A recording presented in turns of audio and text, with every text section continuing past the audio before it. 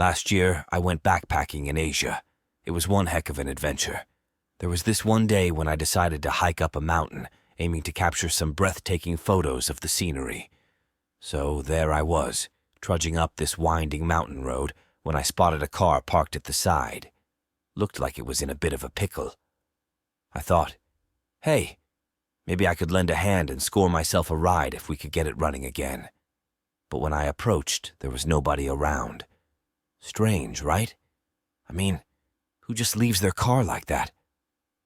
I shrugged it off and decided to poke around a bit. The road was flanked by these sturdy stone walls, and beyond them, dense forests sprawled up and down the mountain. And then, there it was, this odd boundary stone. It was like it was alive, shifting and moving, just a tad. Creeped me out, I tell you. I couldn't tear my eyes away from that boundary stone, and that's when I saw her. A ghost. I swear, it sent shivers down my spine just thinking about it. She was transparent, like something straight out of a horror flick. Dressed in this ancient Asian bridal gown, she drifted there, hauntingly beautiful and utterly terrifying. I let out a scream, pure instinct kicking in. But before I could even catch my breath, this guy materialized out of thin air right beside me.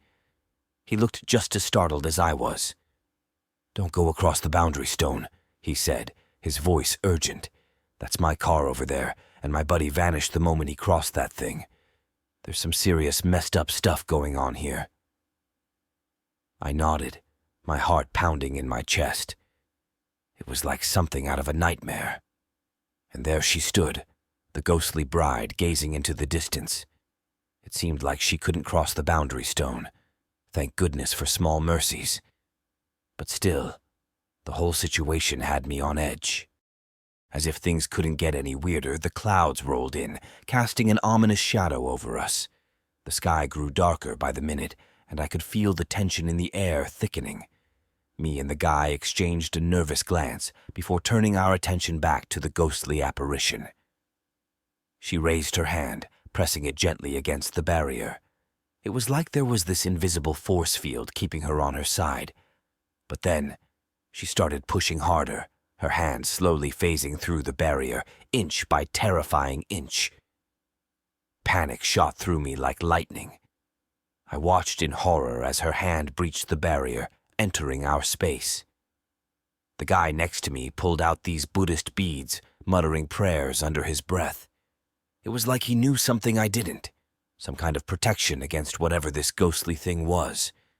And then, the darkness deepened, swallowing us whole. With each passing moment, it felt like the ghost was gaining strength, her form becoming more solid, more real. I stumbled backward, my instincts screaming at me to run, but my feet felt rooted to the spot. I was paralyzed with fear. I couldn't believe my eyes. The guy and the ghost were going at it like something out of a fantasy movie. He wielded those Buddhist beads like weapons, chanting prayers like his life depended on it. And she was relentless, trying to tear him apart with every ounce of her ghostly strength. It was surreal, like I'd stumbled into some alternate reality. And then, just when I thought things couldn't get any weirder, a tiny golden monkey leaped onto my shoulder out of nowhere. I let out a scream, more from surprise than anything else. The little thing glanced at the ghost, then started glowing, shining brighter and brighter before darting straight toward her. I watched, wide-eyed, as the small monkey sucked the ghost in like it was devouring a feast. And just like that, the sun broke through the clouds, bathing everything in its golden light. The whole scene came to a standstill, leaving me frozen in disbelief. And then, the guy sauntered over to me like nothing out of the ordinary had just happened. "Sorry about that," he said casually, as if fighting ghosts was an everyday occurrence. The small monkey perched on his shoulder, eyeing me curiously. "Do you want to ride to the top of the mountain?" he asked, like it was the most normal thing in the world. I blinked, still trying to wrap my head around what had just transpired. But in that moment, the idea of getting as far away from that boundary stone as possible sounded like the best plan I'd ever heard. So, without hesitation, I nodded.